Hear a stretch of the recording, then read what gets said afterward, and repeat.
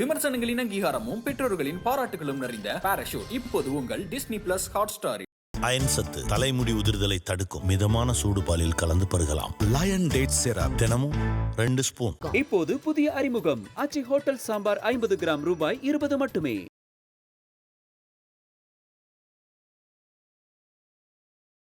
அவர் எழுப்பின எந்த கோஷமும் சட்ட விரோதமோ ஜனநாயக விரோதமோ இல்லை. ஆட்சி அதிகாரத்தில் பங்கு வேணும்னு கேட்டது திருமாவளவன் ஆரம்ப காலத்திலிருந்து கேட்டதா கட்சி விரோதமும் அல்ல, கொள்கைக்கு மாறானதும் அல்ல. அடுத்த ஆட்சியில் கேட்கணும்னா நீங்க டிசம்பர் 25 தான் பேச ஆரம்பிக்கணும். அடுத்த ஒப்பந்தம் போறதுக்கு முன்னாடி இதை பேசி ஒப்பந்தத்திலே கையெழுத்து வாங்கணும்.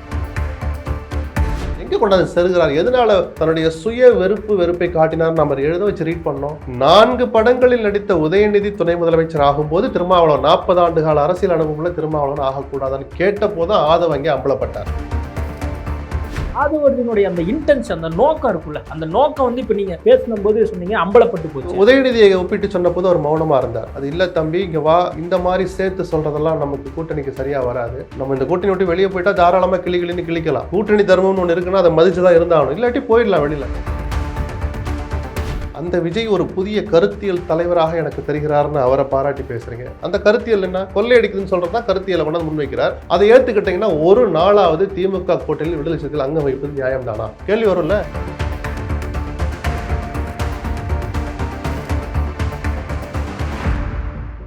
ஐபிசி தமிழ் நேயர்களுக்கு வணக்கம். இன்றைய நேர்காணலில் நம்மோடு இணைந்திருப்பவர் மூத்த பத்திரிகையாளர் SP லக்ஷ்மணன் அவர்கள். வணக்கம் சார். வணக்கம். பரபரப்பான செய்தி நம்ம பார்த்துட்டே இருக்கோம் கடந்த சில நாட்களாக. அதுவும் குறிப்பாக அந்த ஆதவர்ஜுன் குறித்தான செய்திகள் அதிகமாக வந்திருக்கு. நீங்களும் நிறைய சேனலுக்கெல்லாம் பேட்டி கொடுத்துருக்கீங்க, அதையும் நான் பார்த்தேன். சரி, அதில் வேறுபட்டு வேறு என்ன கேட்க முடியும் அப்படின்னு சொல்லி பார்க்கும்போது நேரடியாக எனக்கு ஒரு கேள்வி எழுந்தது. என்ன கேள்வினா, ஆதவர்ஜுன் திமுகவிலேருந்து விலகி விசிகாவில் சேர்ந்தார். திமுகவை எதிர்க்கணுங்கிறதுக்காக சேர்ந்திருக்காரா? இல்லை, திமுகவிலேருந்து விலகிங்கிற வார்த்தை தப்பு. அந்த முதல் குடும்பத்தோடு நெருக்கமானவராக இருந்தார். குறிப்பாக முதலமைச்சர் ஸ்டாலினுடைய, திமுக தலைவர் ஸ்டாலினுடைய மருமகன் சபரீசன், மகன் உதயநிதி அப்படின்னு 2 பேருக்குமே மிக நெருக்கமானவராக இருந்தார். அவர் அந்த வீடியோலையும் சில தனிப்பட்ட பதிவுகளையும் சொன்னது நிஜம்தான். திமுகவுடைய தேர்தல் வெற்றி வியூகங்களுக்கு பல நேரங்களில் பல வகையில் ஒரு உதவியாக இருந்தாருங்கிறது நம்ம போன்ற பத்திரிகையாளர்களுக்கும் தெரிஞ்ச செய்தி. திமுகவில் எந்த பொறுப்பிலும் இல்லை. ஸோ திமுகவிலிருந்து விலகினார் அப்படிங்கிறது தப்பு. சரி, அப்படி இருந்தார், ஜெயிக்கிறதுக்கு அவரும் உதவியாக இருந்தார். அவருடைய ஸ்ட்ராட்டஜியும் அதுக்கு உதவி இருக்கலாம், அவருடைய பங்களிப்பு உதவி இருக்கலாம், அவருடைய புத்தி கூர்மை, செயல்திறன் எல்லாமே அந்த வெற்றிக்கு ஒரு சின்ன காரணமாக இருந்திருக்கலாம். அதன் பிறகு அவங்களுக்குள்ள என்ன நடந்தது நமக்கு தெரியாது. ஏன்னா நம்ம ஆதாரம் இல்லாமல் எதையும் சொல்லக்கூடாது.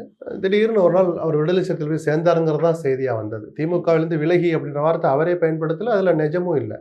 அந்த நட்பு வட்டத்தை வேணா விலக்கி வைத்து விட்டு போனான்னு வேணா நம்ம எடுத்துக்கிடலாம். அங்கே என்ன பேசினார், எந்த அடிப்படையில் சேர்ந்தாருங்கிறதும் நமக்கு தேவையில்லாது. ஆனால் சேர்ந்த உடனேயே துணை பொதுச்செயலாளர் பதவி கொடுக்கப்பட்டது. அந்த பதவியை நியாயப்படுத்துவது போல, வந்த உடனே ஒருத்தனுக்கு தூக்கி இவ்வளவு பெரிய பதவியை கொடுக்கணுமா அப்படின்னு கேள்வி எழுந்தது. அந்த எழுந்த கேள்வி அப்படியே அமுங்கச் செய்வது போல ஆதவும் தன்னுடைய கடுமையான உழைப்பை அந்த இயக்கத்துக்கு கொடுத்தாருங்கிறதை யாரும் மறுக்க முடியாது. அது ஐடி விங்க ஸ்ட்ரென்தன் பண்ணது, சில ப்ரோக்ராமை எடுத்து நடத்தினது. அங்கே திருச்சிக்கு பக்கத்தில் ஒரு மாநாடு நடத்தினாங்க இல்லையா, மது ஒழிப்பு மகளிர் மாநாடு நடத்தினது. இப்படி பல விஷயங்கள்லையும் நமக்கெல்லாம் தெரியாத உள் கட்டமைப்பு விஷயத்திலையும் ஆதவர்ஜுன் கடந்த ஓராண்டாக, ஜனவரியில் தானே கட்சியில் சேர்ந்தார், தன்னுடைய பங்களிப்பை செய்தாருங்கிறதை யாருமே மறுக்கல. ஒருவேளை அதான் சொன்னேன், தனக்கு கொடுத்த அந்த திடீர் உயர்வை நியாயப்படுத்துற மாதிரி தான் அவர் நடந்து கொண்டார். எங்க பிரச்சனை வச்சுன்னா, அந்த கருத்துக்களை பொது வெளியில் சொல்ல ஆரம்பித்த போதும் திமுக குடும்பத்தின் மீதான, அந்த முதல் குடும்பத்தின் மீதான தன்னுடைய தனிப்பட்ட விரோதங்களை, கோபதாபங்களை கொள்கை முலாம் பூசி அவர் வெளியிட்டதும் தான் விமர்சனத்துக்கு உள்ளாச்சு. அதான் இப்போ அந்த குடும்பத்தை வந்து எதிர்க்கணும் அப்படிங்கிறது தான் அவருடைய முதல் ஒரு எண்ணமாவே இருந்தது. அப்படிங்கிறது அவர் ஒவ்வொரு பேச்சு பேசுறாரு இல்லையா, போற இடங்கள்லாம் பேசுறது என்னன்னா, இதுக்கு முன்பாக திமுக அரசாங்கத்தை விமர்சிக்கும் போது அப்பயுமே வந்து மறைமுகமா வந்து குடும்ப ஆட்சியை விமர்சிக்கிறார். அப்போ முழுக்க அந்த திமுகவில் நடக்கக்கூடிய பிரச்சனைகள் குறித்து வேற ஒரு கட்சிக்கு வந்து நம்ம நேரடியா வந்து விமர்சிக்கணும் அப்படிங்கிற ஒரு பிளாட்ஃபார்மை யூஸ் பண்ணிக்கலாம்னு கூட வந்திருக்கலாம். இப்ப என்னன்னா, அவர் எழுப்பின எந்த கோஷமும் சட்ட விரோதமோ ஜனநாயக விரோதமோ இல்லை. ஆட்சி அதிகாரத்தில் பங்கு வேணும்னு கேட்டது திருமாவளவன் ஆரம்ப காலத்திலிருந்து கேட்டதா கட்சி விரோதமும் அல்ல, கொள்கைக்கு மாறானதும் அல்ல. ஆனால் கேட்ட நேரம் தப்புன்னு கூட விமர்சனம் இருக்கே தவிர அந்த கோரிக்கை தப்புன்னு யாருமே சொல்ல, நானும் சொல்லலை. பல நேரங்கள் நானும் விமர்சித்தேன். இப்போயே கேட்குறீங்க, இந்த ஆட்சியில் கேட்குறீங்க, அடுத்த ஆட்சியில் கேட்கணும்னா நீங்கள் டிசம்பர் 25 தான் பேச ஆரம்பிக்கணும். அடுத்த ஒப்பந்தம் போடுறதுக்கு முன்னாடி இதை பேசி ஒப்பந்தத்திலே கையெழுத்து வாங்கணும். நாங்கள் எத்தனை இடம் ஜெயிச்சாலும், நீங்கள் எத்தனை இடம் ஜெயிச்சாலும், குறைஞ்சது ஒரு இடம் ஜெயிச்சாலும் ஆட்சி அதிகாரத்தில் நாங்கள் பங்கு தருவோன்னு தேர்தல் ஒப்பந்தத்தில் போன எந்த ஒப்பந்தம்? 26 சட்டமன்ற தேர்தல் ஒப்பந்தம் தான் அதுக்கான நேரம். இந்த காலம் 1.5 வருஷம் முன்னாடி இப்ப பேசினா என்ன நியாயம்னு கேட்டேன். ஆனாலும் அந்த கோரிக்கை நியாயமான கோரிக்கை. ஆனா அவர் என்ன சொல்றார், திருமாவளவன் துணை முதலமைச்சர் ஆகக்கூடாதான், திருமாவளவன் முதலமைச்சரே ஆகக்கூடாதுன்னு கேட்டாலும் தப்பு கிடையாது. அதுக்கு தகுதியான நபர் தான் திருமாவளவன். ஆனால் எங்க கொண்டாந்து செருகிறார், எதனால தன்னுடைய சுய வெறுப்பை காட்டினார். நம்ம எழுத வச்சு ரீட் பண்ணோம். 4 படங்களில் நடித்த உதயநிதி துணை முதலமைச்சர் ஆகும்போது திருமாவளவன் 40 ஆண்டு கால அரசியல் அனுபவம்ல திருமாவளவன் ஆகக்கூடாதான்னு கேட்ட போதும் ஆதவ அங்கே அம்பலப்பட்டார். உதயநிதியை தாராளமா கிளிக்கட்டும், நமக்கு அதை பத்திலாம் கவலை இல்லை. ஒரு நல்ல கொள்கை சார்ந்த ஒரு கோரிக்கையை முன்வைக்கிற போது, சமூக நீதியை வலியுறுத்துற ஒரு கோரிக்கை முன்வைக்கிற போது தனிநபர் தாக்குதலை எதுக்காக கொண்டு வந்தீங்க? சரி, அந்த தனிநபர் யாரு? எதிரணியில இருக்கிறவரா? இல்ல, நீங்கள் எந்த இயக்கத்தோடு கூட்டணி வைத்து அந்த கூட்டணிக்கு தலைமை தாங்குற கட்சியினோடு இன்னும் அனுசரணையா இருக்கீங்களோ, அந்த உறவு இன்னும் வலுவாக தொடர்கணும் உங்க தலைவர் தினசரி சொல்கிறாரோ, அந்த கட்சியை உரசி பார்க்கிற மாதிரியான விமர்சனத்தை சேர்த்து வைக்கிற போது ஆதவ் மீதான சந்தேக பார்வை அதிகமாச்சு. மற்றபடி அவர் இந்த கோரிக்கை என்ன கட்சி விரோதமா ஆட்சியில பங்கு கேட்கிறார் அப்படின்னு யாருமே சொல்லலையே. இல்லை, இப்போ நீங்க திருமாவளவனுடைய அரசியல் பயணத்தை பார்த்துருப்பீங்க, ஸ்டாலினோட பயணம், உதயநிதி ஸ்டாலின்பே நீங்க பார்த்துருக்கிறீங்க. அப்போ ஆதவ அர்ஜுனுடைய அந்த இன்டென்ஷன், அந்த நோக்கம் இருக்குல்ல, அந்த நோக்கம் வந்து இப்போ நீங்க பேசும்போது சொன்னீங்க அம்பலப்பட்டு போச்சு அப்படின்னு சொல்லி. அப்போ முழுக்க முழுக்க திமுகவை ஏதோ ஒன்று சொல்லணும், அதே சமயத்துல கொள்கை ரீதியா விடுதலை சிறுத்தைகள் கட்சியை தமிழ்நாட்டில் ஒரு அரசியல் ரீதியாக ஒரு முக்கிய பங்கு வகிக்கணும் அப்படிங்கிறத அந்த ஆசையும் அவருக்கு இருந்தது. அதற்கு திமுக விமர்சிக்க கூடாதுன்னு நம்ம சொல்லல. திமுக விமர்சனத்துக்கு உட்பட்ட கட்சி தான். விமர்சிக்கிறதுக்கு இந்த ஆட்சியிலையும் 1000 விஷயம் இருக்கு, தாராளமா விமர்சிக்கட்டும். அதை ஆட்சி கொள்கை நடந்த தவறுகள் சுட்டிக்காட்டுறன்னு இந்த பார்வையில போகாம தனிநபர் விமர்சனமாவே வச்சார். உதயநிதினு ஒரு இடத்துல கொண்டாந்து செலுகிற போது அப்போ ஆதவுக்கு தனிப்பட்ட கோபத்தை தீர்த்து கொள்கிறார்ன்ற ஒரு சேர்ந்து அந்த விமர்சனமும் சேர்ந்து பொதுவெளிக்கு வந்தது. அதை தவிர்க்க முடியல நம்மால. அப்போ இதெல்லாம் தெரியாம வந்து திருமாவளவன் வந்து அவரை சேர்த்து கொண்டாரா கட்சியில ஆரம்பத்திலிருந்தே அவர் என்ன திருமாவளவன் ஸ்டேட்மெண்ட் வைக்கிறாருன்னா அது அவருடைய சொந்த கருத்து, அது அவரு கருத்து. ஆட்சி அதிகாரம் அவருடைய உள்ள கிடக்கையை சொல்கிறார், அவர் சொல்வதில் என்ன தவறு இருக்கு அப்படின்லாம் கேட்டார் ஆரம்பத்தில். அதாவது வெறுமனே ஆட்சி அதிகாரத்தில் ஒடுக்கப்பட்டவங்களுக்கு பங்கு வேணும்னு கேட்டதை திருமாவளவன் ஆதரிச்சுக்கிட்டு இருந்தார். அதுக்கப்புறம் உதயநிதியை ஒப்பிட்டு சொன்ன போது அவர் மௌனமா இருந்தார். அது இல்ல தம்பி, இங்க வா, இந்த மாதிரி சேர்த்து சொல்றதெல்லாம் நமக்கு கூட்டணிக்கு சரியா வராது. நம்ம இந்த கூட்டணி விட்டு வெளியே போயிட்டா தாராளமா கிளின்னு கிளிக்கலாம். கூட்டணி தர்மம்னு ஒன்று இருக்குன்னா அதை மதிச்சுதான் இருந்தாகணும், இல்லாட்டி போயிடலாம் வெளியில. அது யாருக்குமே பொருந்தும். சரிதானே? ஒன்றும் அடிமை சாசனம் எழுதி தரல விடுதலை சிறுத்தைகள் திமுகவுக்கு. அவங்களுடைய உரிமை எப்போ வேணாலும் வெளியில போகலாம், தொடர்ந்து இருக்கிறனாலும் இருக்கலாம். ஆனால் தொடருகிறோம்னு நான் சொல்லிட்ட பிறகு நீ இந்த மாதிரி சில சேஷ்டைகள் பண்ணாதுன்னு ஒரு ஆரம்பத்திலே கண்டிச்சிருந்தால் அடுத்தடுத்த மேடைகளுக்கு அவர் அந்த மாதிரி போயிருக்க மாட்டார். மன்னர் ஆட்சி நடக்குதுன்னு சொன்னதுதான் கடுமையான விமர்சனத்துக்கு ஆச்சு. அது யாரை மேடையில் வச்சுக்கிட்டு இந்த ஒரு கொள்ளையடிக்கிற ஆட்சி நடக்குது, ஒரு குடும்பம் சுரண்டி திங்குதுன்னு சொன்ன விஜயை மேடையில் வச்சுக்கிட்டு அந்த விஜய் ஒரு புதிய கருத்தியல் தலைவராக எனக்கு தெரிகிறார்னு அவரை பாராட்டி பேசுறீங்க. அந்த கருத்தியல் என்ன? கொள்ளையடிக்குதுன்னு சொல்றதுதான் கருத்தியலை கொண்டாந்து முன்வைக்கிறார். அதை ஏற்றுக்கிட்டீங்கன்னா ஒரு நாளாவது திமுக கூட்டணியில் விடுதலை சிறுத்தைகள் அங்க வைப்பது நியாயம் தானா? கேள்வி வரும்ல. அப்போ அந்த கட்சியை கொண்டு எங்க கொண்டு வச்சுட்டாரு பாருங்க. அவர் கட்சியை மட்டும் வைக்கல, கட்சி தலைவரையும் கொண்டு போய் வைக்கிறார்.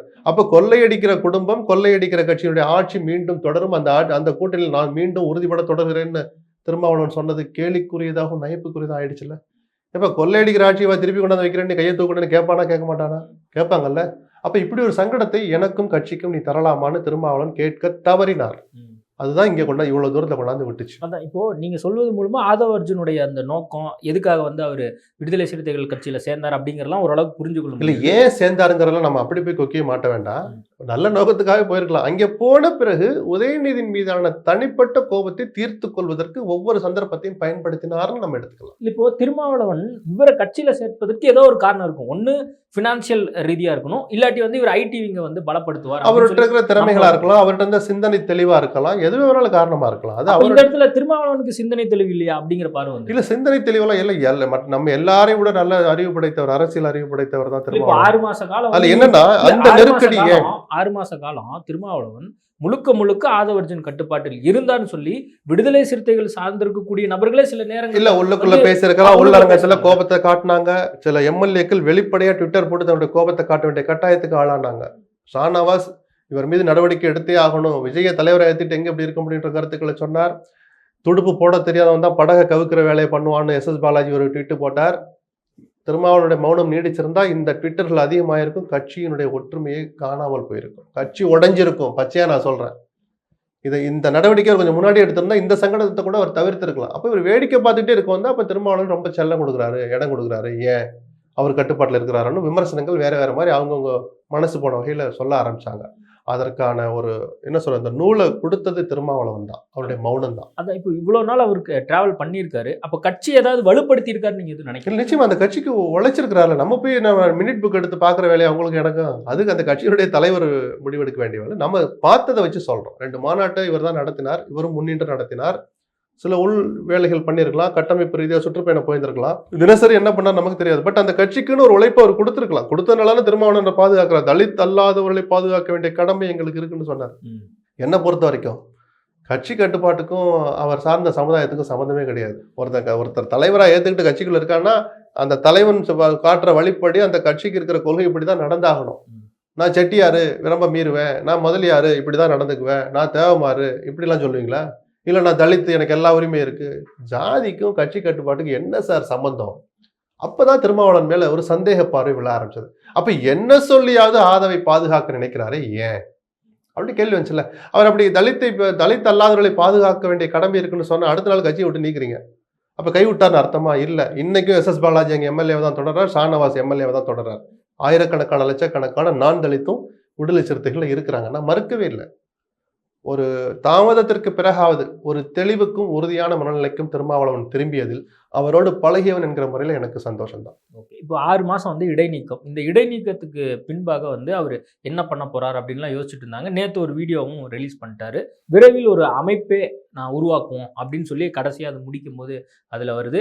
அப்போ வாய்ஸ் ஆஃப் காமன்ங்கிறது இயக்கமாக மாறப்போகுதா அப்படிங்கிற ஒரு கேள்வி. இன்னொரு பக்கம் அவர் டிவிகேல ஜாயின் பண்ண நான் கேட்கிறேன், விசிகால சேர்த்துப்பாங்க. இல்ல அது அவ்வளவு முக்கியமான கேள்வியா? இல்ல தமிழ்நாட்டுக்கு ரொம்ப முக்கியமான கேள்வியாங்கிறேன். ஆதவ கொச்சைப்படுத்தல.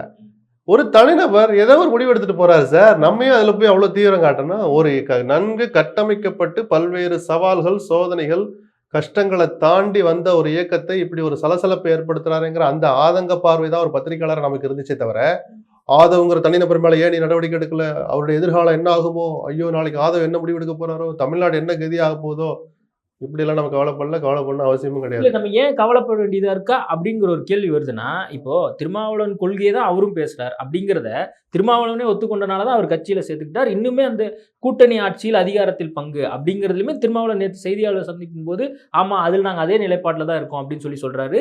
அவருடைய கடைசி அறிக்கை, ஆதவ அர்ஜுனுடைய கடைசி அறிக்கையில கூட இன்னும் அவர் தலைவரை பத்தி பேசிட்டு தான் இருக்கார். எனக்கு வந்து துணை பொதுச் செயலாளராக என்ன வந்து ஒரு பதவி கொடுக்கும்போது என்ன மனநிலை இருந்ததோ அதே மனநிலை தான் எனக்கு நீக்கப்பட்ட போது இருந்தது. என்ன அர்த்தம்? ஒருத்தனுக்கு ஒரு பதவி கிடைச்சா எப்படி முக்காட்டை போட்டு அழுவானா இல்ல குறைஞ்சபட்சம் சந்தோஷப்படுவானா? ஒரு தனிநபர் இவருக்கு குறைஞ்சபட்ச திருப்தியும் சந்தோஷமும் இருந்திருக்காதா? அப்ப நீக்கப்பட்டதிலும் நான் திருப்தி அடைகிறேன் சந்தோஷப்படுகிறேங்கிற அர்த்தம் தான் அதில் நான் ரீட் பண்றேன். சரி, தலைவர் என்ன இன்னைக்கும் நான் மரியாதை வைத்திருக்கிற தலைவர் திருமாவளவன் என்னை 6 மாத காலம் நீக்கி இருக்கிறார், நான் அதுவரை அமைதியாக இருப்பேன்ற வார்த்தை அந்த அறிக்கையில் இல்லையே, என் குரல் தொடர்ந்து ஒலிக்கும்னு சொல்றாரு. ஸோ ஏதோ ஒரு திட்டம் அவர் வச்சிருக்கலாம், அந்த திட்டத்தை செயல்படுத்தட்டும். அவருடைய வார்த்தைகள் சொல்லுக்கும் செயலுக்கும் ஓரளவுக்கு வேறுபாடு இடைவெளி இல்லாமல் இருந்தால் நம்ம அவருடைய முயற்சிகளை பாராட்டலாம், நல்ல வகையில் நேர்மையான முறையில் விமர்சிக்கலாம். இப்போ ஏன் ஆதவ நம்ம விமர்சிச்சோம்னா, நீங்க எதை மன்னராட்சி சொல்றீங்களோ அந்த மன்னராட்சியை உருவாக்குனதுக்கு நீங்க தானே காரணமா இருந்தீங்க. அந்த மன்னரோடைய சைக்கிளில் நகர்வல வந்தீங்களே, மன்னர் ஆன பிறகும் உதயநிதி இப்படி வாரிசு எடுத்துட்டு வந்துட்டீங்கன்னா மன்னராட்சி தொடர்ச்சியா சொல்றீங்கன்னு சொன்னா, உதயநிதிக்கு எம்எல்ஏ சீட்டு கொடுக்கும் போது நீங்க ஏன் எதிர்க்கல? அந்த எம்எல்ஏ அவர் ஜெயிக்கிறதுக்கு எதுக்கு வியூகம் வகுத்து கொடுத்தீங்க? சரி, எம்எல்ஏ ஆன பிறகு அமைச்சராகிற போது ஏன் மௌனமா இருந்தீங்க? அப்பயும் திமுக நட்போட தான் இருக்கிறார், விடுதலை சிறுத்தைகளை சேரல. உதயநிதி அமைச்சரான போது அவர் விடுதலை சிறுத்தைகளோட போய் அமைச்சரா சேரல, அங்கேயும் தான் இருக்கிறார், திமுகவோட நட்பு இடத்துலயே இருக்கிறார். அதையெல்லாம் வேடிக்கை பார்த்துட்டு திடீர்னு வந்து மன்னராட்சின்னு சொன்னா மக்கள் அதை நம்புவதற்கு முட்டாள்கள் அல்ல. நல்ல விமர்சனம் கொண்டாந்து பொதுவெளியில் வைங்க, மக்கள் முடிவு பண்ணட்டும். யார் வைக்கிறா, எந்த நேரத்தில் வைக்கிறாங்க தான் முக்கியம். 2021 ஜனவரியில் ஆதவ் இப்படி ஒரு கோரிக்கை வச்சு தமிழ்நாட்டில் இனிமேல் மன்னர் ஆட்சியை நம்ம அனுமதிக்கவே கூடாது, நான் ஒரு பிரச்சார இயக்கம் ஆரம்பிக்கிறேன். ஆதவ் போயிருந்தானா நிச்சயமா அந்த இயக்கம் கவனிக்கப்பட்டிருக்கும். அந்த பயணம், அந்த போராட்டம், அந்த குரல் மிக நிச்சயமாக பலராலும் பல லட்சம் மக்களாலும் கவனிக்கப்பட்டிருக்கும். ஆனால் நீங்கள் செஞ்சீங்களா? இல்லையே. அந்த மன்னராட்சிக்கு தானே பிரச்சாரம் பண்ணீங்க, அந்த மன்னராட்சிக்கு தானே உழைச்சிங்க, அதுக்கு தானே வீகம் வகுத்து கொடுத்தீங்க. அதையெல்லாம் பண்ணிட்டு இப்போ வந்து மன்னராட்சி சொல்றதை யாரும் விரும்பல. ஒண்ணு, அந்த மன்னராட்சி, அந்த கொள்ளையடிக்கிற கட்சி, அந்த கொள்ளையடிக்கிற ஆட்சி நடத்துகிற திமுகல ஒரு பொது தொகுதி கேட்டு நீங்க பிரஷர் கொடுக்குறீங்க. பிரஷர்னா பெரிய நெருக்கடி கொடுக்கல, உங்க விருப்பத்தை சொல்றீங்க, உங்க தலைவர் போய் கேட்கிறாரு. அப்ப தெரியலையா அது கொள்ளையடிக்கிற கட்சின்னு? மன்னராட்சி நடத்துகிற மன்னர் நடத்துகிற கட்சின்னு உங்களுக்கு தெரியலையா? அப்போ உங்களுக்கு தொகுதி கொடுத்திருந்து சீட்டு கிடைச்சி நீங்க நின்றிருந்தா அது ஜனநாயக ஆட்சி, சீட்டு கொடுக்கலன்னா மன்னராட்சியா? இந்த யோக்கியமற்ற வாதங்களை தான் நாம் எல்லோருமே சேர்ந்து எதுக்கணும். யார் சொன்னாலும் அரசியலே அயோக்கியர்களின் புகழ் கடைசி புகலிடம்லாம் சொல்லுவாங்க. ஆனாலும் ஒரு குறைஞ்சபட்ச வெளிப்படைத்தன்மை, நேர்மை இருக்கணும்னு ஆசைப்படுற வெகு சிலர்ல நானும் ஒருத்தன். அந்த ஆதங்கத்தை தான் நான் இந்த மாதிரி வார்த்தைகள்ல வெளிப்படுத்துறேன். அதுதான் அப்போ வந்து மன்னராட்சி அப்படின்னு அவர் சொல்வதற்கான இன்னொரு காரணம், முக்கியமான காரணமாகவும் பார்க்கப்படுவது என்னன்னா, அப்போ ஒரு பதவி வேணும் எனக்கு, இல்ல, MP யோ, தனக்கு MLA வோ எனக்கு ஆயிரணும். என் அதனால தலைவர் எனக்காக சீட்டு கேட்டு நீங்க கொடுக்கலைங்கிற ஒரு தனிநபர் கோபமாவும் அது இருக்கலாம், நியாயமான கோபமா இருக்கலாம். 2 சீட்டு கேட்டா 1 பொது தொகுதி 1 தனி தொகுதி கொடுக்க வேண்டியானா, இல்ல எங்க தலைவர் 3வது தொகுதி கேட்டாரு கொடுக்க வேண்டியதானு அந்த தனி மனித கோபமா இருக்கலாம், அதுல தனி மனித நியாயமும் இருக்கலாம். ஆனால் ஒரு பொது பார்வை பார்க்கிற போது உங்களுக்கு கிடைக்கலைன்றது பிறகுதான் நீங்க இந்த மன்னராட்சிங்கிற கோரிக்கையை, இந்த வாதத்தை முன்வைக்கிறீங்க. அதைத்தான் நம்ம தப்புன்னு ஓகே, சொல்றோம். இப்போ அவருடைய திட்டம் என்னவா இருக்குன்னு உங்களால புரிஞ்சுக்க முடியும்? தெரியல, நான் அதை பத்திலாம் ரொம்ப கவலைப்படல. அவர் என்னமோ திட்டம் வச்சுட்டு போறாரு. திட்டத்தை செயல்படுத்துற போது அதுல இருக்கிற நல்லது கெட்டதை நம்ம ஆராயலாம். அப்போ தமிழக வெற்றி கழகத்தில் அவர் சேர்வதற்கான சூழல் எதுவும் இருக்காரு. இன்னும் ஒரு தலைவரா ஏத்துக்கிட்டு அந்த கட்சியில அடுத்த 3ஆம் நிலையில இருக்கிற ஒரு துணை பொதுச்செயலாளர் என்கிற உயரிய பொறுப்புல இருந்துகிட்டே ஒரு புதிய கருத்தியல் தலைவர் கிடைச்சிட்டாருன்னு சொல்லி அந்த விஜயை புகழ்றத பார்த்தா அதுவே கட்சி கட்டுப்பாட்டை மீற வேலை. அது துணிச்சலா அந்த கருத்தை முன்வைக்கிறான்னா ஒருவேளை விஜயும் அவருடைய சாய்ஸா இருக்கலாம், நமக்கு தெரியல. இல்லை, ஒருவேளை ஆல்ரெடி அங்கே ஜான் ஆரோக்கியசாமி கூட இருக்கிறாரு, இந்த பக்கம் புஷியானந்த் சொல்கிறது தான் இவர் கேட்குறாரு. இப்போ இவரும் வந்து ஆல்ரெடி ஸ்ட்ராட்டஜிஸ்டாக இருக்கிறனால அப்போ விஜயை சுற்றி இந்த மாதிரி ஆட்களே இருக்கிறது, அப்புறம் விஜய் முடிவெடுப்பாரா இல்லை இவங்க 3 பேர் முடிவெடுப்பாங்க? அதை பத்தி இவ்வளவு கவலைப்படுறீங்களா நீங்க? எதுக்கு சார் இது? நமக்கு என்ன சார் அதை பத்தி கவலை? போய் சேரட்டும், என்னமோ நடக்கட்டும், பொது வழிக்கு வந்து அதை பத்தி விவாதிப்போம். தனிநபருடைய பயணங்களை பத்திலாம் நம்ம ரொம்ப கவலைப்பட வேண்டாம். ஓகே, இன்னைக்கு திருமாவளவன் டெல்லியில் இருக்காரு, ஆல்ரெடி அண்ணாமலையும் வந்து அங்கே தான் இருந்துட்டு இருக்காரு. இது ஏதாவது மெசேஜை கொடுக்குதுன்னு நினைக்கிறேன். மெசேஜை கொடுக்கல. பார்லிமெண்ட் செஷன் நடந்துட்டு இருக்கு, திருமாவளவன் இங்க இருக்கிறார். நேற்று அந்த சுரங்கத்துறை அமைச்சர் போய் சந்திச்சாங்க. அவர் ஏதோ சில வாக்குறுதிகள் கொடுத்தார், உறுதிமொழி கொடுத்தார். டங்ஸ்டன் தொழிற்சாலையை நாங்கள் வரவிட மாட்டோம், மக்கள் எதிர்க்கிறாங்கன்னா நாங்கள் எப்படி கொண்டு வருவோம்னு எங்களிடம் ஒப்புக்கொண்டார் அல்லது உறுதியளித்தார்னு திருமாவளவன் பேட்டிலாம் கொடுத்தார். இன்னைக்கும் செஷன் நடந்துகிட்டு தான் இருக்கு. அது அந்த பார்ட்டு. அண்ணாமலை அதுக்கு முன்னாடி என்ன சார் 12ஆம் தேதி அமைச்சர் எங்களுக்கு நேரம் கொடுத்திருக்கிறார், அதே சுரங்கத்துறை அமைச்சர். அதனால நாங்க சந்திக்க போறோம், நானும் எழும்புறோம்னு சந்திக்க 2 போறோம். பேரும் ஒரே அமைச்சரை மீட் பண்றாங்க. இந்த மாதிரி ஒரு விஷயம் அந்த மாதிரி நடந்துட்டு இருக்கு. அவர் டெல்லியில செஷன் நடந்துட்டு, நான் ஒண்ணு சொல்லட்டுமா, அப்படிதான் நடக்கிறேன்னா அங்கே போய் தான் நடக்கணுமா? நீங்களான்னு பேசுற மாதிரியா நடக்கும்? நமக்கு என்னன்னு கூட தெரியாத அளவுக்கு சத்தம் இல்லாமல் சில காரியங்கள் நடந்துகிட்டு தான் இருக்கும். நடந்துட்டு வெளியில வரட்டும், அப்புறம் பார்ப்போம் எங்க போகுது. ஓகே, இங்கே தமிழ்நாட்டில் கூட வந்து பார்த்தீங்கன்னா இப்போ இது குறித்து வந்து எடப்பாடி பழனிசாமி கடுமையான விமர்சனங்களை வச்சார். நீங்கள் டங்ஸ்டன் விவகாரம் குறித்து அதில் எடப்பாடி பழனிசாமியோட நிலைப்பாடும் அதே மாதிரி அரசாங்கத்தோட நிலைப்பாடும் நீங்கள் எப்படி? நிலைப்பாட்டுக்கு முன்னாடி எடப்பாடி நிஜமாகவே இந்த 3.5 ஆண்டுகள்ல முதல் முறையாக அவரை விமர்சிப்பவர்கள் கூட பாராட்டுற அளவுக்கு நல்லா பேசினார்னு சொன்னாங்க. நானும் அதை கவனிச்சேன். நிஜமாவே நான் பாராட்ட வேண்டிய விஷயத்த பாராட்டி தான் ஆகணும். அலட்சியங்கிற வார்த்தையை சொன்னா உங்களுக்கு ஏன் கோவம் வருது, அதை ஏன் நீக்கிறீங்கலாம் கேட்டார். இப்படிதான் ஒரு எதிர்க்கட்சி தலைவர் கேட்கணும், துணிச்சலை கேட்கணும். ஏன்னா திமுகவினுடைய செயலற்ற தன்மையும் அதுல இருக்கு. அவங்க 1000 பூசி மொழுகினாலும் அவர் கொஞ்சம் தாமதமா வெளிச்சுக்கிட்டாங்கிறது உண்மைதான். எடப்பாடிக்கும் பங்கு இருக்கு. என்ன சார் ஆட்சியில் அவரா இருக்காங்கன்னு கேட்குறீங்களா? தேசிய கொடி பறக்கிற காரில் இன்னைக்கும் போயிட்டு இருக்காரு. அமைச்சர் பதவிக்கு இணையான அரசு செய்கிற தவறுகளை, செய்ய தவறுகிற நல்ல விஷயங்களை சுட்டி காட்டுறது தான் அவருடைய வேலை. 10 மாசமா நீங்க என்ன சார் பண்ணீங்க? எடப்பாடியை நோக்கி கேள்வி வரும்ல. மாறி மாறி மாறி பேட்டி கொடுக்குறாங்கல்ல செல்லூர் ராஜும் உதயகுமார் மதுரையில் உட்காந்துக்கிட்டு. டங்ஸ்டன் தொழிற்சாலையை பற்றி ஒன்று பேட்டியில் கூட சொல்ல வேண்டாம். பொதுச்செயலாளர் இருக்கிற போது தலை இருக்க வாழ ஆடக்கூடாது. மதுரையிலேருந்து 2.5 மணி நேரம் நேராக சேலத்துக்கு போய், அண்ணே இப்படி ஒரு விவகாரம் மதுரையில் இருக்குது, அரிட்டாப்பட்டி யானமலை கீழே அந்த ஊர் ஜனங்கள்லாம் பாதிக்கப்படுவாங்க, ஒரு அறிக்கை விடுங்கண்ணே சொன்னாங்களா இல்லை சொல்லி நீங்கள் அறிக்கை விடலையா? அப்போ எவ்வளோ பெரிய ஒமிஷன். ஒரு பிரதான எதிர்கட்சிங்கிற அந்தஸ்தில் இருந்துக்கிட்டு நீங்களும் செய்ய தவறுறீங்களே. ஆக்டிவாக கட்சி இருக்கிற ஒரு மாவட்டத்தில் ஒரு ஊரில் இந்த பிரச்சனை, நீங்கள் குரல் கொடுக்க மாட்டீங்களா? கேள்வி வரும்ல சார். எல்லாருக்குமே பொறுப்பு இருக்குது. ஆனாலும் எடப்பாடியினுடைய அந்த சட்டமன்ற பேச்சை நானும் ரசித்தேன். அது போன்ற பேச்சுக்களை நாமெல்லாம் ஆதரிக்கணும், என்கரேஜ் பண்ணணும். ஆட்சி செய்கிற தவறுகளை அந்த மாதிரி தான் சுட்டி காட்டணும். அப்படி நெக்கு இப்படி பிடிச்ச மாதிரி தான் கேட்டார். அப்போ அந்த விவகாரம் வந்து இன்னும் முடிவு எட்டப்படாமல் இருக்கு. அது வந்து இல்லை, எனக்கு தெரிஞ்சு வர்ற தகவலை பார்த்தா அதை ப்ரொசீட் பண்ண முடியாது. ஏன்னா மாநில அரசு கடைசியாக ஒரு அனுமதி கொடுக்காம அங்கே ஒரு இது கூட வேலையை தொடங்க முடியாது. பட் அதை அஃபிஷியலாக அதை முடிவுக்கு கொண்டு வரணும். அதுதான் அமைச்சர் அறிவிக்க போறாரு. எது வரைக்கும் நான் வெயிட் பண்றேன்னா, சரி முருகனும் அண்ணாமலை வரட்டும், தமிழ்நாடு பிஜேபியுடைய கோரிக்கையை ஏற்றுன்னு அண்ணாமலை ஒரு ட்விட்டு போடுற வரைக்கும் அது அப்படியே அமைதியா இருப்பாங்க. அவங்க தலையிட்டு தமிழ்நாட்டு மக்களுக்கு நல்லது கொண்டாண்டா. நீங்க நிஜமாவே இருந்தா 10 மாசம் முன்னாடி பிஜேபி என்ன பண்ணிச்சு சார்? அதிமுக மதுரையினால் அதிமுகவுக்கு மதுரைக்கு அவ்வளோ பெரிய தொடர்பு இருக்கு. எந்த மாநாடுல பல மாநாடு மதுரையில தான் நடக்கும். எம்ஜிஆரோடும் ஜெயலலிதாவோடும் மிக நெருங்கிய தொடர்புடைய ஊர் மதுரை. அந்த மதுரையில் நாடாளுமன்ற தேர்தலில் அதிமுக 3ஆம் இடம் போச்சு. அந்த மக்கள் யாரை 2ஆம் இடம் கொண்டு வந்தாங்க? பிஜேபியை கொண்டு வந்தாங்க. அந்த பிஜேபி என்ன சார் பண்ணியிருக்கணும்? அரிட்டாப்பட்டியை பற்றி உங்களுக்கு கவலை இல்லையா? மத்திய அரசு சுரங்கத்துறை என்ன வேணாலும் எடுத்துகிட்டு போட்டோம். ஒரு அரசியல் கட்சியாக தமிழ்நாட்டில் வளரணும்னு நினைக்கிற நீங்க எங்களுக்கு தகுதி இல்லையா, நாங்கள் ஆளக்கூடாதான்னு சொல்ற தமிழ்நாடு பிஜேபி என்ன பண்ணுச்சு? அண்ணாமலை 2 மாசம் இல்ல இப்ப வந்தோடனே சொல்றாரு நாங்க சார் இந்த விவகாரம் 10 மாசம் முன்னாடி ஆரம்பிச்சிச்சே. நீங்க சட்டமன்றத்தில் தானே பேசுறீங்க. ஏன் லண்டன்ல இருந்துட்டு இவர் அறிக்கையை விடலையா? பேராசிரியர் ராம சீனிவாசன் மதுரையில் என்ன நடக்குது, நீங்க கேண்டிடேட்டா இருந்தீங்க, அந்த ஊருக்கு போயிருப்பீங்க, என்ன பிரச்சனை கொஞ்சம் கேளுங்க, நான் ஒரு அறிக்கை விடுறேன். இந்த திட்டம் வரக்கூடாது. அண்ணாமலை லண்டன்ல இருந்து ஒரு அறிக்கையோ ட்விட்டரை விட்டாரா? அதை செய்ய தவறிய உங்களுக்கு என்ன தண்டனை கொடுக்கலாம்? இந்த மாதிரி மனநிலை இருந்தால் உங்க கட்சி எப்படி தமிழ்நாட்டில் வளரும் சொல்லுங்க? ஏதோ எடப்பாடி மேல மட்டும் திமுக மேல மட்டும் தள்ளிட்டு போக முடியாது. எல்லாருக்கும் பங்கு இருக்குங்க. இடதுசாரிகள் என்ன பண்ணீங்க 10 மாசமா? மதுரையில் எம்பியே இருக்கிறாரு, நான் நாடாளுமன்றத்தில் எதிர்த்து குரல் கொடுத்துட்டு பேசாம இருப்பீங்களா? அரிட்டாப்பட்டின்னு சொல்லிக்கிட்டே இருந்திருக்கணும். வெங்கடேசனுக்கு மட்டுமா இருக்கு? இன்னொரு இயக்கம் என்ன பண்ணுது? நாடாளுமன்றம் மட்டும்தான் எதிர்க்கலாம். மக்கள் கருத்தை திரட்டுங்க, ஒரு மாநாடு நடத்துங்க, பொதுக்கூட்டம் போடுங்க, ஆர்ப்பாட்டம் நடத்துங்க, எல்லாருக்கும் பொறுப்பு இருக்கு. ஆனாலும் தாமதமாகவாவது விழித்துக்கொண்டு ஒரு மனதாக அந்த தீர்மானத்தை நிறைவேற்றினதில் ஒரு பத்திரிகையாளராக தமிழ்நாட்டு பிரஜையாக எனக்கு சந்தோஷம் தான். ஓகே, நான் நீங்க பேசும்போது இந்த சேலத்துக்கு போய் சில அமைச்சர்கள் முன்னாள் அமைச்சர்கள் எடப்பாடி பழனிசாமியை பேசியிருக்க கூடாதா அப்படின்னு சொன்னீங்க. இந்த டங்ஸ்டன் விவகாரம் குறித்து எனக்கு என்ன உடனே ஞாபகம் வந்துச்சுன்னா, பனையூர்லேருந்து இவர் அரசியல் பண்ணுறாரு விஜய் அவர்கள் அப்படின்னு சொல்லி, அதே மாதிரி இப்போ சேலத்துலேயும் சென்னையில் மட்டுமே முகாமிட்டு இவர் அரசியல் பண்ணுறாரா அப்படிங்கிற ஒரு இல்லை நீங்கள் எடப்பாடி மாதிரி ஒரு ஆளுமைன்னு நம்ம எடுத்துக்கலாம். ஒரு கட்சியினுடைய தலைவராகிட்டார், முதலமைச்சராக 4 வருஷம் இருந்தார். அவ்வளோ பெரிய ஒரு இயக்கம் இன்னைக்கு பலவீனப்பட்டு போயிருக்கலாம். அதிமுக இன்னைக்கு பெரிய இயக்கம் தான். அந்த கட்சியினுடைய தலைமை பொறுப்பில் இருக்கிற ஒருத்தர் மெட்ராஸ்லேயும் முடங்கி இருக்கணும்னு நான் சொல்லலை. எங்க இருந்தாலும் தளபதிகளை தூண்டிவிட்டு தளபதிகளிடம் ஒரு உத்வேகத்தை ஏற்படுத்தி வேலை வாங்குறது தான் தலைவனுக்குரிய பண்பு. அதை ஒரு ஒழுங்கா செஞ்சதானா அரிட்டாப்பட்டி விஷயத்தை இன்னும் அதிமுக கையில் எடுத்திருக்கோம். திமுகவை அன்னைக்கே நீங்க ஒரு குற்றவாளி கூண்டிலையோ அல்லது செய்ய வைக்கிற ஒரு இடத்துல லகான நீங்க பிடிச்சு இயக்கிருக்கணும். அதிமுக கிராஃப் எங்கேயோ போயிருந்திருக்கும். அதை செய்ய தவறிட்டார். அது மெட்ராஸ்ல இருந்தா செய்யணும், சென்னையில இருந்து செய்யணும், சேலத்துல இருந்து செய்யணும். ஏன் நடுவில் காரில் போய் கரூரில் போகும்போது ஒரு ஃபோன் பண்ணக்கூடாது? அவர் ஒரு பேச்சுக்கு நான் கேட்குறேன். அது ஒரு விஷயமே இல்லை சார். எங்கே இருந்தாலும் வேலை செய்ய முடியாது. லண்டன்ல இருந்து அண்ணாமலை ஒரு அறிக்கை விடக்கூடாதான் நான் கேட்குறேன். சேலமும் சென்னையும் ஒரு வித்தியாசமா இல்லை. அந்த செல்லூர் ராஜை கூப்பிட்டு உதயகுமாரை கூப்பிட்டு, அப்போ இப்படி ஒரு விஷயம் நடந்துட்டு இருக்கு, 10 மாசமா நடக்குது, எனக்கு என்னன்னு சொல்லக்கூடாதான்னு கேட்டிருக்கணும்னு சொல்றேன் நான்.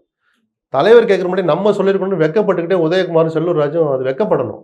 ஆஹா, நம்ம அதை சொல்லாம் விட்டோமே. திமுகவுக்கு எதிரான நல்ல அரசியல் ஆயுதம். நான் பொலிட்டிக்கலாகவும் யோசிக்கிறேன். அதை தவறு விட்டுட்டாங்களா அதிமுக? ஓகே, இதெல்லாம் அவங்க சரி செய்வாங்க அப்படின்னு சொல்லி நம்ம எதிர்காலத்தில் எதிர்பார்க்கலாம். நிறைய விஷயங்கள் குறித்து பேசியிருக்கோம். நேர்காணல் கொடுத்ததுக்கு மிக்க நன்றி. நன்றி. விமர்சனங்களின் அங்கீகாரமும் பெற்றோர்களின் பாராட்டுகளும் நிறைந்த பாராஷூட் இப்போது உங்கள் டிஸ்னி பிளஸ் ஹாட்ஸ்டாரில். அயன் சத்து தலைமுடி உதிர்தலை தடுக்கும். மிதமான சூடு பாலில் கலந்து பருகலாம். லயன் டேட் சிரப் தினமும் 2 ஸ்பூன். இப்போது புதிய அறிமுகம் ஆச்சி ஹோட்டல் சாம்பார் 50 கிராம் ரூபாய் 20 மட்டுமே.